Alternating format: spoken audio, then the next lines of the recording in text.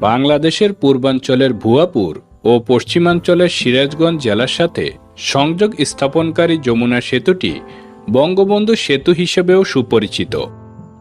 1998 সালে জুন মাসে উদ্বোধন হওয়া এই সেতু দক্ষিণ এশিয়ার ষষ্ঠ বৃহৎ এবং বিশ্বের 11তম দীর্ঘতম সেতু। 1994 সালে জাপান সরকারের সহায়তায় যমুনা সেতুর ভিত্তিপ্রস্তর স্থাপিত হলেও 1998 সালে সেতুর নির্মাণ কাজ শেষ হয়।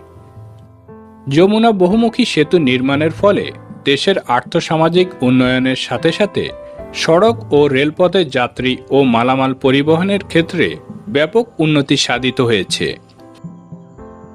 যমুনা নদীর উপর টাঙ্গাইল থেকে সিরাজগঞ্জ পর্যন্ত বিস্তৃত এই সেতু এশীয় মহাসড়ক ও আন্তঃএশীয় রেলপথের উপর অবস্থিত। যমুনা বহুমুখী সেতু নির্মাণে